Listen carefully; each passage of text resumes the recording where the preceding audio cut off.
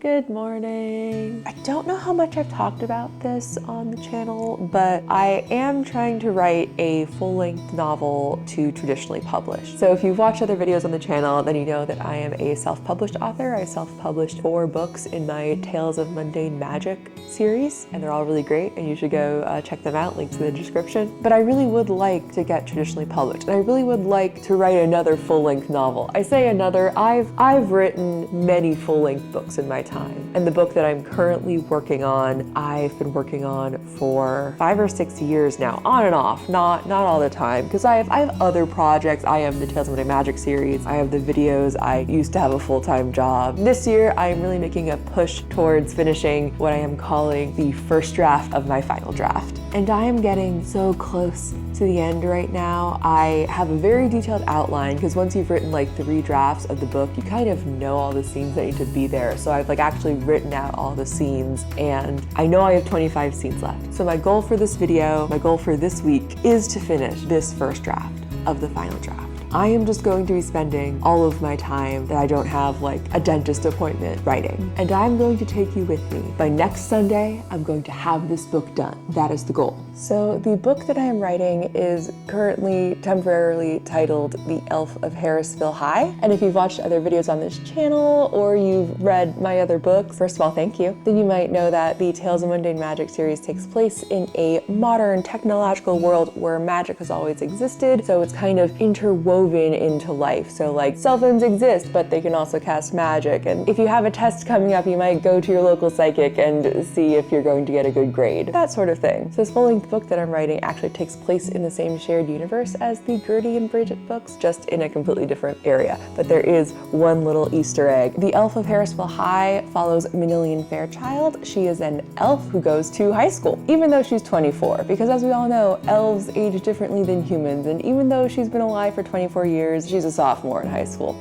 That's just the way it is. Much like Galadriel in Lord of the Rings, Manilian has some telepathic abilities, though unlike Galadriel, Manilian isn't very skilled with her telepathic abilities, and she can only read human minds during the full moon. Because of this, she doesn't go to school, she doesn't want to read her classmates or her teacher's minds, so she has to go pick up her homework after school, and during one of these homework pickup times, she telepathically overhears a murder. Being in someone's mind when they die naturally causes her to pass out from the psychic damage, and when she wakes up, she can't find any evidence that a murder took place at all. So now she's not only responsible for finding the murderer, but also the victim. It's a concept that I just think is so cool and so interesting, and pretty much everyone who has read the book agrees with me and thinks it's pretty fascinating, which, you know, it just feels really good. It's really energizing, invigorating to know that other people think that your ideas are cool. But I wrote that part a while ago. Now we are really, really, really close to the climax, to Act 3. I think I can finish it this week, and I'm going to. So that's enough of a prologue. Let's get to writing.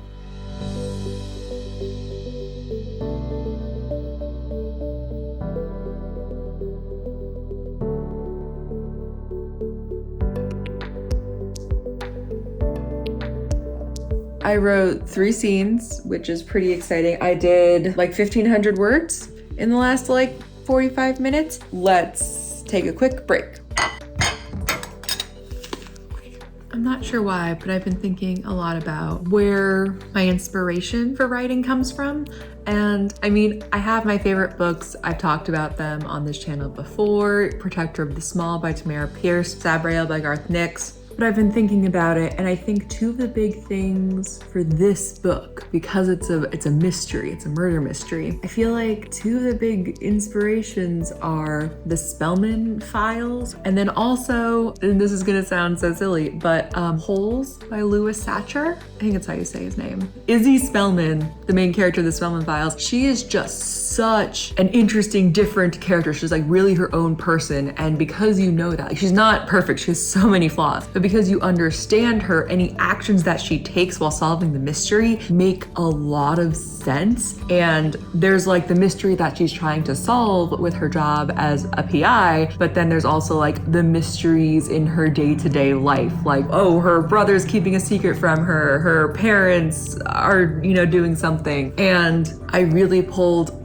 a lot from that concept of like the detective isn't just solving like their mystery, they're also solving things in their life, and also like on top of that working through their own issues, and somehow solving the mystery like helps them with that.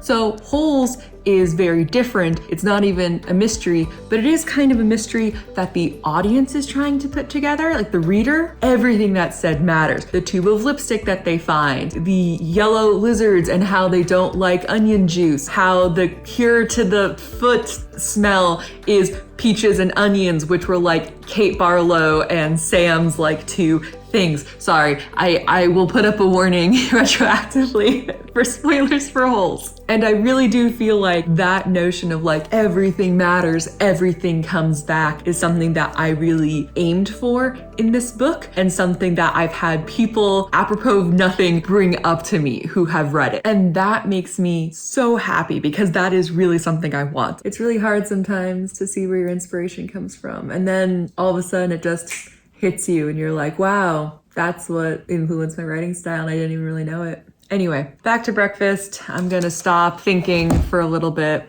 I'm just gonna like zone out on my phone, which you're on, so come with me. So I wrote another scene, which brings me down to 19 scenes left to write. I don't know, I'm feeling really good, but I don't want to overexert myself. I don't know, I'm used to writing like one scene a day, so I've already done much more than that, which is great, but I wanna make sure that I can actually keep this going. 19 scenes is still a lot to write. So I'm going to take a quick crochet break, and then I think I'm probably gonna go to my local tea cafe and get some writing done there. I chose the worst scene to write in public right now. It's like a big confrontation. Let's do it.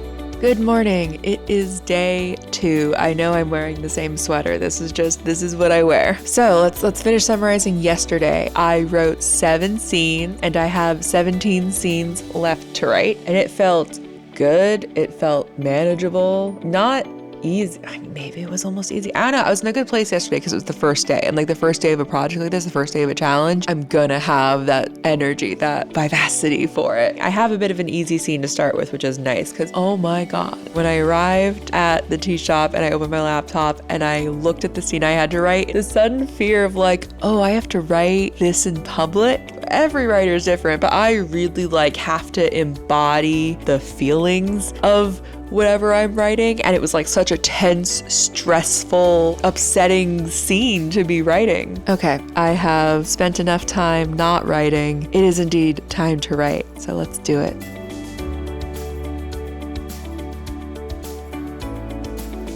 I went back and fixed some informational discrepancies in a previous scene, and then I wrote 3/4 of a scene, and then I got interrupted by the contractors working on the house who had some questions, which, you know, is the point of me being here. Like, there's no problem. But I just got back from that, and I'm like, wow, I don't want to write right now. I'm gonna put on some music and try to write the rest of this scene, and then if by the end of like the second or third song I'm not like into it, I'll pause and I'll do something else, I guess. Okay, that's 2 scenes, and I'm tired and hungry, so I'm gonna go figure out something to eat and take a little break.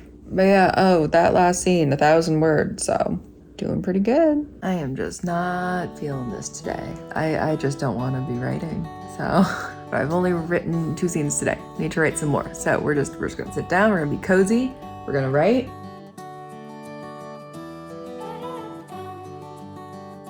727 words. It's like what I said, like even if I'm not in the mood, I can still like force myself to write. I can still come up with good stuff in the book.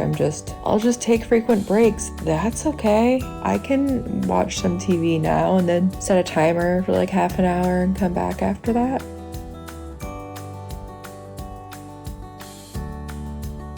Good morning. I am feeling so inspired, just like I'm ready. I am so ready to write this morning. I have no idea what scene is coming up. All I know is like I have 10 scenes left, which means I'm just like so close to the end, and that's just really exciting. I don't know why I'm feeling so energetic today, but I am. Oh, this is an interesting scene. I feel like in mysteries it's hard because a lot of the times your main character isn't like experiencing what happened. They're just like hearing it secondhand. And depending on the character they're talking to, so like if it's an emotional character they're talking to, then sometimes just the communicating, like just the explaining can be enough to like get an emotional reaction out of your reader. But right now, my main character is going to be interviewing someone who like isn't emotional, who like definitely has walls up. So, oh my gosh, walls up. I'm watching Bachelor in like 5 minutes. Oh my God. I watch Bachelorette the day after it comes out with one of my best friends. We watch it virtually and we like are on the phone. I completely forgot that is what I'm doing this morning and I'm so excited to write.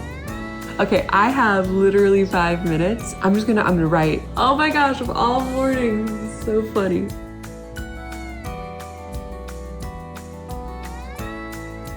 Okay, that's all the time I have. I copied some stuff from a previous draft and wrote some, and I'm just trying to figure out the relationship between my main character and the person she's interviewing is like different in this draft. So I'm also trying to like navigate that, but I'll be back this afternoon.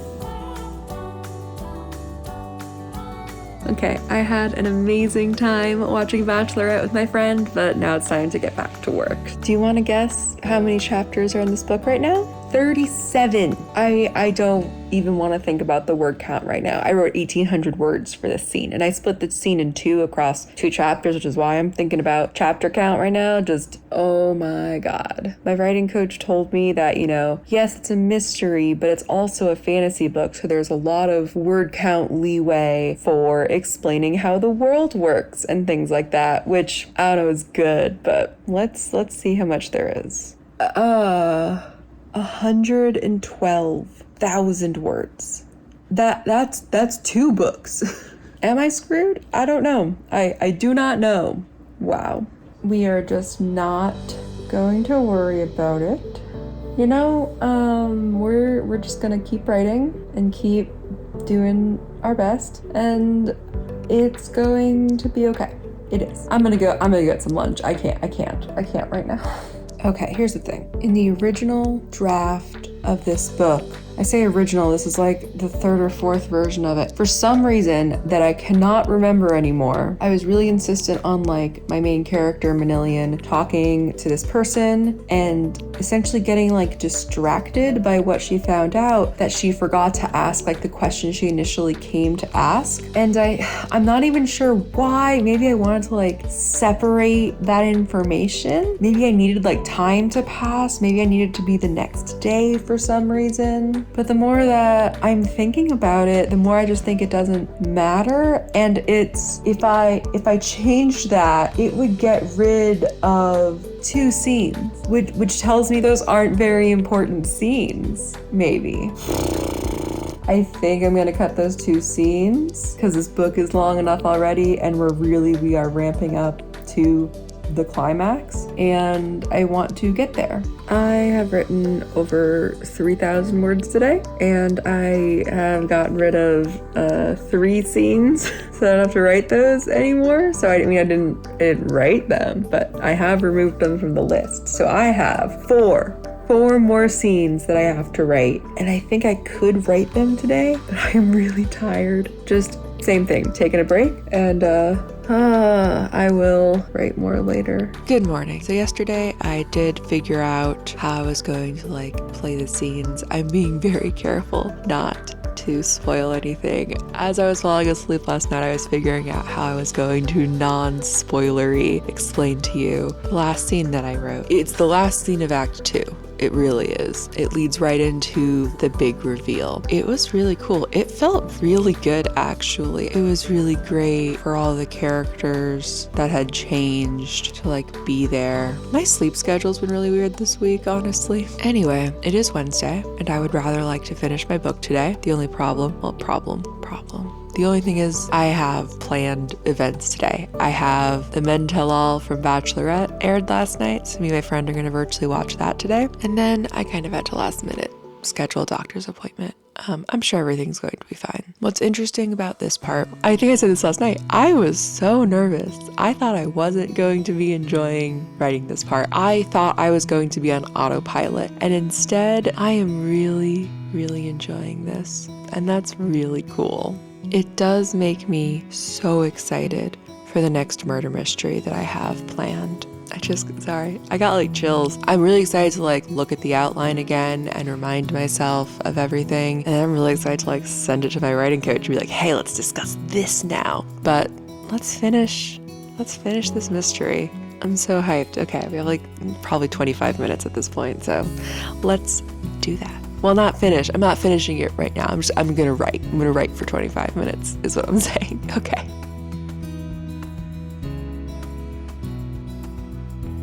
I just had such a good idea. This is gonna take going back and adding it to the whole book. It might just make the book longer though. I probably can't fit it in. But yeah, I'm doing a pretty good job. I'm like 1,500 words in through this big reveal scene, which is really exciting, and I have to go to a doctor's appointment soon. I was not very productive this morning. I watched Bachelorette, I went to do a bunch of errands, and then I came back to write. And I'm making good progress. I'm really liking how this scene is fitting together. I don't know. I'm still balancing like how much information the audience like needs to get and how much is okay for them to assume. I don't know. That probably isn't something I actually like need right now. I probably just need to get the big stuff done, and then the editing can take care of the rest. Okay, I'm back. I'm not feeling great. I'm pretty tired and I kind of just want to relax, but I have to write. I have to do work. I have to at least finish this scene. I know there's only like 4 scenes left, but the problem is that they're all gonna be really long. Wish me luck.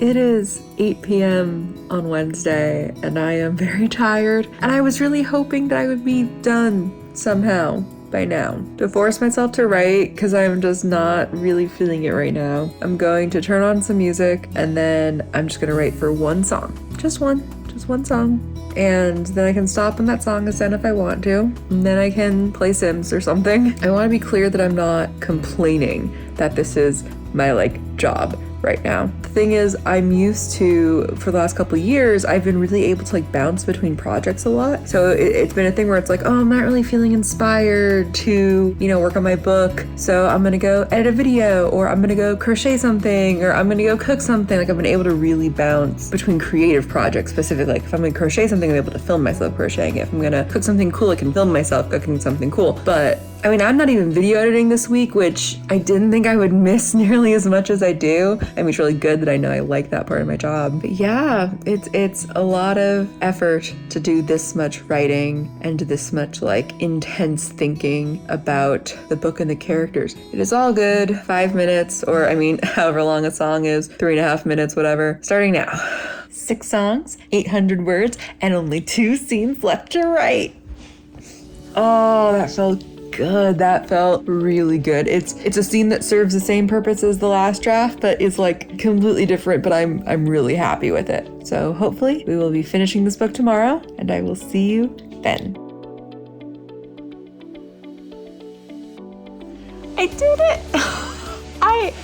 It's Thursday. I haven't vlogged at all today because I've just been so unenthusiastic about writing all day. And just what I've been doing, I've just been chipping away slowly. Like, okay, few sentences here, few sentences there. I just really got on a roll this afternoon, and like, just one more paragraph. And then, I mean, you can see, or maybe you can't, it's nighttime, it's almost 9 p.m. My husband and I ate dinner, we were just like chilling, and he was like, you know what, I'm gonna go vacuum upstairs. And I was like, oh, okay, I guess I'll write a little bit. And I finished. I still have 3 days. Oh my God.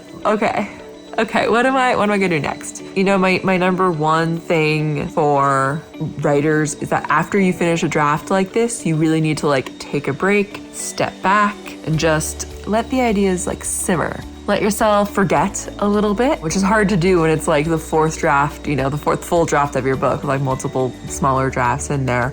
I'm just so excited. This is amazing. Yeah, wow. So yeah, I'm gonna sleep on this for a little bit, and I'll see you in a few days for a wrap up. Amazing. Hi, it has been actually more time than I thought it was going to be before I would film this concluding thoughts part of the video. I did write down all my thoughts like a couple days after that last part that you saw, and then things got really complicated. Welcome to my new little office space. Basically, I changed around the guest room and my office in my house, and soon a little vlog will be coming out about me sorting through my books and unhauling all of them, which I hope you'll really enjoy. But anyway, I do owe you a list of things that I learned doing this project and updating you on what's happened since then. I ended up revealing to my writing coach that I did this little project, and they were super supportive and super excited. They had definitely been wondering what was even going on with my writing, because leading up to this writing process, I had some family stuff going on, so I hadn't been writing at all, which made me really sad, and I think also just kind of concerned them, because I really did want to have this project done by the end of summer. And I technically did, which is amazing to me. I had forgotten about that goal, but I did it. I met with my writing coach, and they completely concurred with my idea to take some time off from writing. And then the plan is that I am going to do some cleanup of the draft, send it to them, we'll meet about it, and then I'll be doing my deep revising. There will probably be a vlog coming up about that, because now that there's a set plan that I can be really excited for and really have in motion, I really want to take you with me on the journey, especially once we start doing things like querying for an agent, or maybe someday submitting with my agent this book to get published someday. That would be really cool, but I want to take you with me. Anyway, without further ado, here are the things that I have learned about writing from this experiment. Number 1, it's really hard for me to do only one creative thing at a time. For this experiment, for this week that turned out to only be 5 days, I told myself I couldn't edit other videos, I couldn't film other videos. I allowed myself to do creative-ish things that weren't job related. So I played The Sims, I crocheted a project for a friend that I was never planning on filming, but it wasn't enough. Having to just write this one book, it was hard. But then what's really funny, when I was supposed to be taking my break, the last couple days of the week, I ended up having this huge inspiration for a different writing project, a short story. And I wrote all of that down, and I was like, I'm not supposed to be writing. What am I doing? While writing is definitely my passion that I've been working on, at the latest you can say, since I was in middle school. At the earliest you can say, since I learned to speak and would tell my mother stories and she would write them down in books for me. So I love writing, but that can't be the only thing I do, or I get overwhelmed, bored, lose focus. So yeah, that's a good thing for me to know. Number 2 is that chipping away really works. There is something to be said for sitting down and forcing yourself to not leave until you finished a scene, which is kind of what I normally do. I normally try to write for an hour-ish in the morning and only stop when I've finished a scene, when I hit a scene barrier sort of thing. But I think the most success I had with turning my mood around were those times where I was okay, I'm just gonna play for a song. I'm going to set a timer and just write for 10 minutes. So much so that after I finished my book and was going back to catching up on video editing, I did the same thing. I set 15-minute timers for video editing. Just having that, I only have to do it for this much time, it is so freeing. I know that this is a productivity strategy that people have been using. I think there's even a name for it, but I've never really tried it that regularly, and it was super successful for me. Number 3, it's okay to change the plan. It's okay to change your outline. It's okay to cut scenes or add scenes. All of that is fine. Even when you're doing a marathon, it's still okay to change how things are going. But on the other hand, number 4, it's not a good idea to add a whole bunch of stuff. I didn't end up doing this, but I did very strongly consider just going through and adding a whole new clue that would have to be filtered through basically every scene, because whenever you do those periodic clue breakdowns, that's what I call the little scenes where my main character talks to her Watson character. If there's a clue you want the audience to have in mind, and this one in particular would have kind of been an extension of an existing clue that does get brought up a lot, that would have been so much work. There's no way I would have finished it this week. I would have been super disheartened. So it's a really good thing that I ended up going, no, don't need to do that actually. Realization 5, it may take more editing. Like I've already had realizations about things I forgot to add and I've written them down. I'm not gonna do it right now because I'm on my break, but it's done. Like it's okay if it's not perfect. It's okay if you're going to need to add things. Write those down, keep those in mind, but it's done. And that's great. That's amazing. That's a huge accomplishment. You know, like it's done.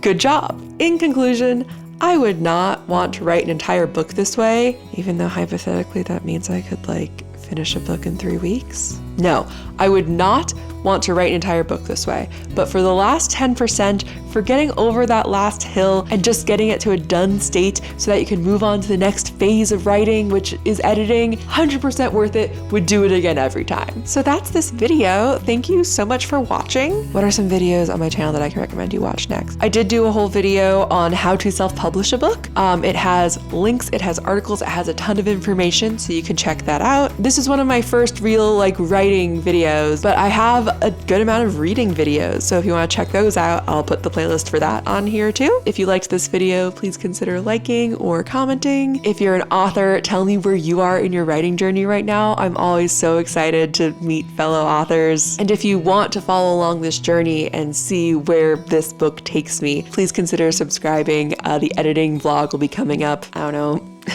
in a couple months probably. Thank you again so much for watching, and I hope to see you again really soon. Cheers!